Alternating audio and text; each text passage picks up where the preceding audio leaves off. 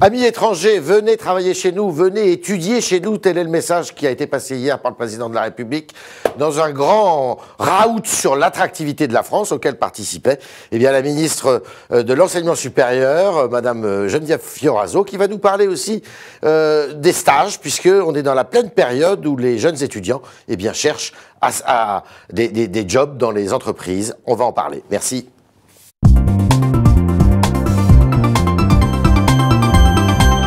Geneviève Fioraso, bonjour. Bonjour. Donc vous êtes la ministre de l'Enseignement supérieur et de la Recherche, c'est important. Oui. 3 petites questions pour commencer. Les frais de scolarité dans les universités vont-ils augmenter à la rentrée 2014 ? Pour l'instant, nous n'avons pas choisi de les augmenter, mais ils augmentent un peu chaque année de l'inflation. De l'inflation. Mais nous verrons, ça n'est pas décidé encore. Est-ce que vous accordez de l'importance au classement de Shanghai qui nous met nos universités toujours dans des mauvais classements ? D'abord, c'est de moins en moins vrai. Nos universités de recherche sont de plus en plus présentes.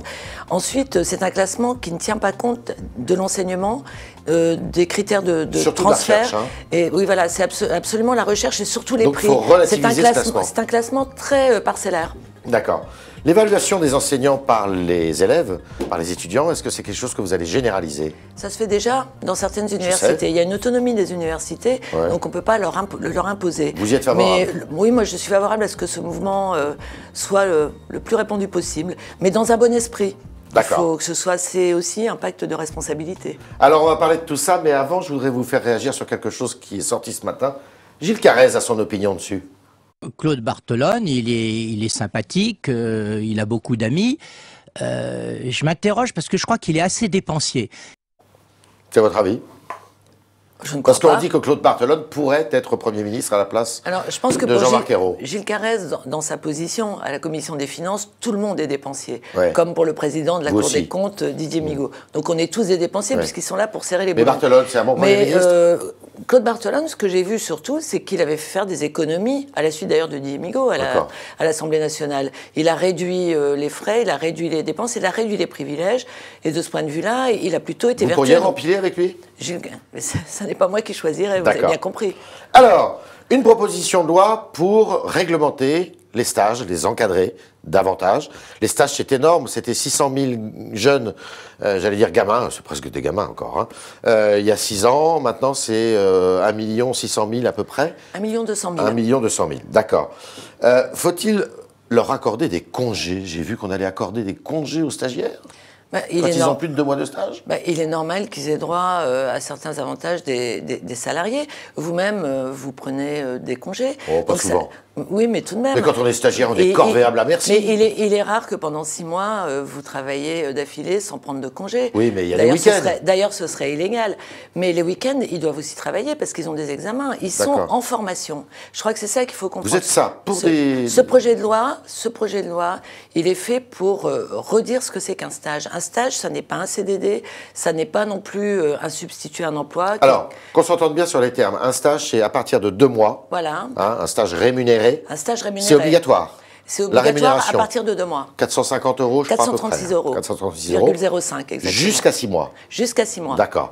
Donc là, on est dans ce cadre-là. On est dans ce cadre-là et surtout, ça doit faire partie intégrante de la formation. C'est-à-dire que ça ne doit pas être le gadget pour attirer l'étudiant en disant, voilà, vous avez 3 mois de théorie, puis ensuite vous serez en stage. Donc on les accompagne, etc. Ça doit faire partie de la formation. Deuxième chose dans cette proposition de loi, des quotas de stagiaires, ça veut dire quoi ? Alors, dans la proposition de loi, il n'y aura pas de quota, il y a l'idée de quota, mais il ne sera pas fixé, il sera fixé ensuite par décret. En concertation. Ça, c'est de votre ressort. Parce qu'aujourd'hui, on a vu que certaines entreprises, notamment dans certains secteurs, on peut les citer, c'est la communication et puis les sondages, utilisent très largement, trop largement des stagiaires à la place d'emplois qui pourraient être des emplois plus durables.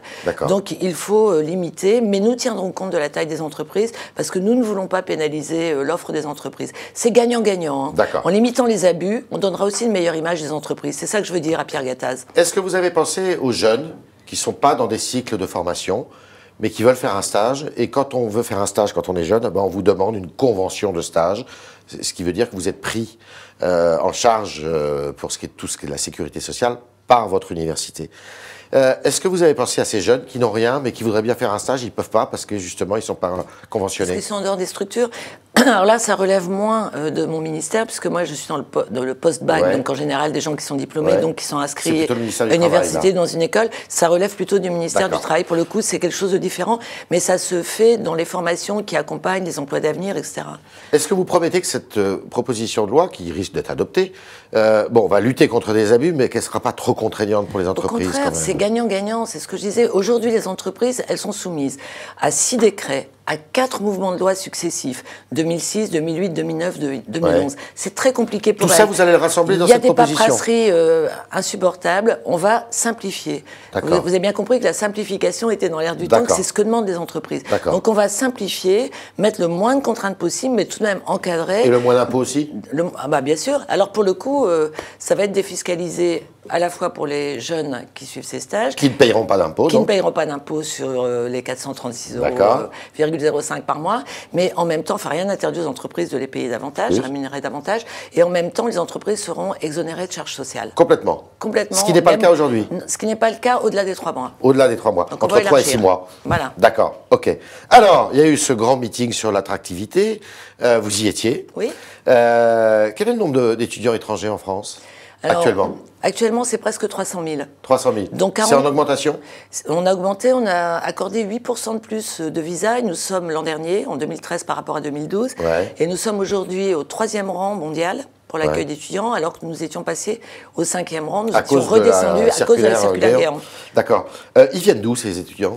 Alors, à 43%, ils viennent de notre zone d'influence francophone, c'est-à-dire le Maghreb et l'Afrique subsaharienne. Donc, c'est important aussi de garder cette base, parce que économiquement, l'Afrique a tout de même un taux de croissance de 5%. Surtout qu'ils avaient plutôt tendance à partir aux États-Unis maintenant. Pour l'élite, oui. Et puis, les Chinois sont très présents en Afrique.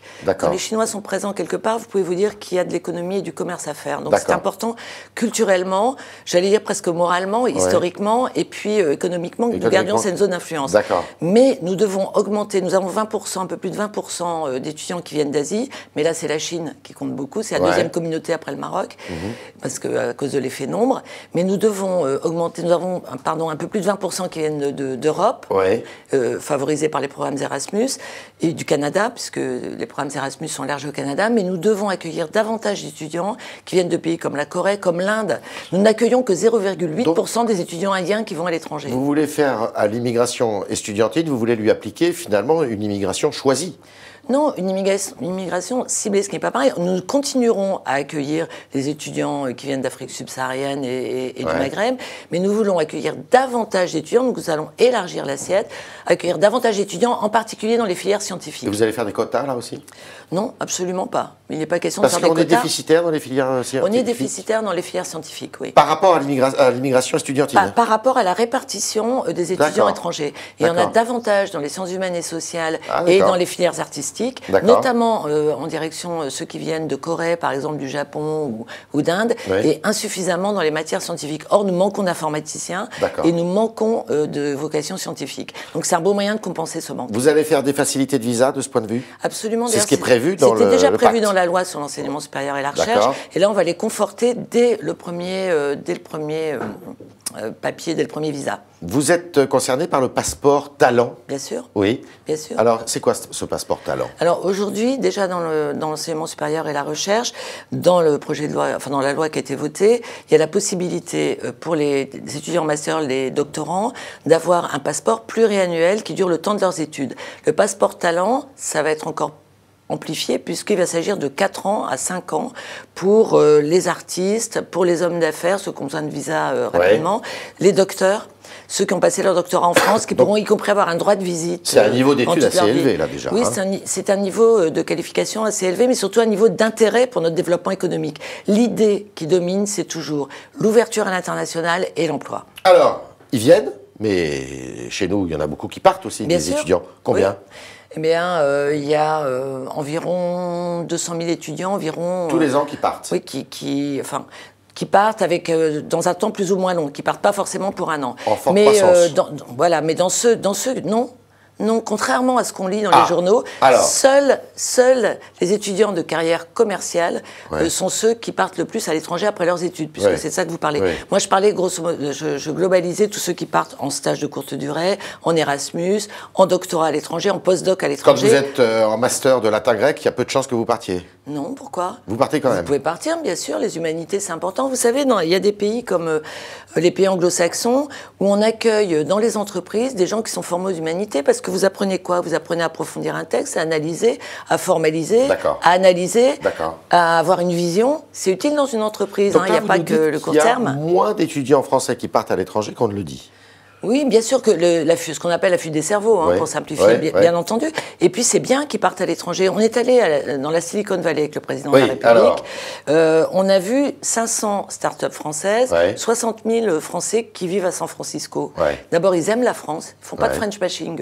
Ils adorent la France. Ils nous ont recommandé d'ailleurs de leur envoyer les Français pour leur remonter le moral et leur dire à quel point c'est bien la France et d'être français, la culture française. Et puis surtout, ils reviennent. Il y en a qui reviennent, ils vont et viennent.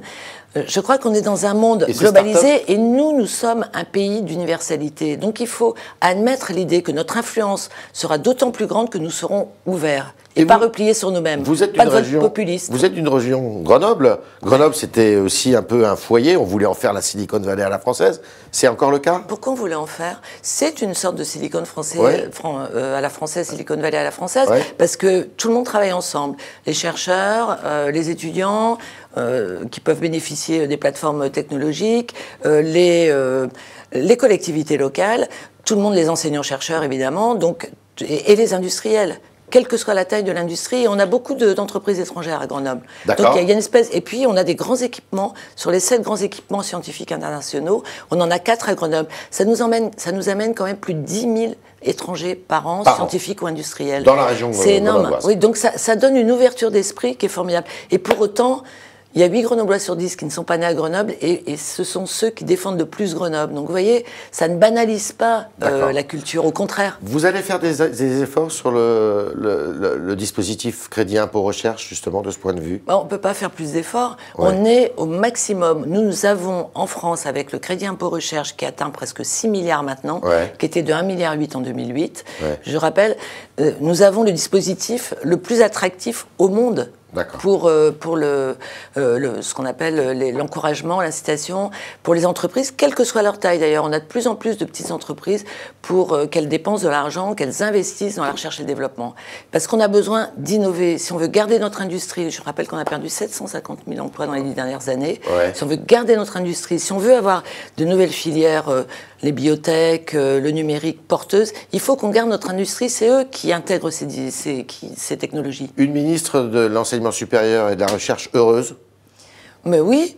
Et enthousiaste. Et enthousiaste. C'était le talk Orange Le Figaro de Geneviève Fioraso qui nous a dit que c'était utile d'adopter une nouvelle réglementation, ça passera par la loi, mais aussi par un décret, sur les stages, parce qu'il y a quelques abus qu'il faut réprimer d'une certaine façon ou empêcher. Et puis l'attractivité, il y a de plus en plus d'étudiants étrangers qui viennent en France, et il faut attirer notamment les scientifiques, parce qu'il y a un déficit dans ce domaine qu'il faut combler. Merci Geneviève Fioraso. Merci.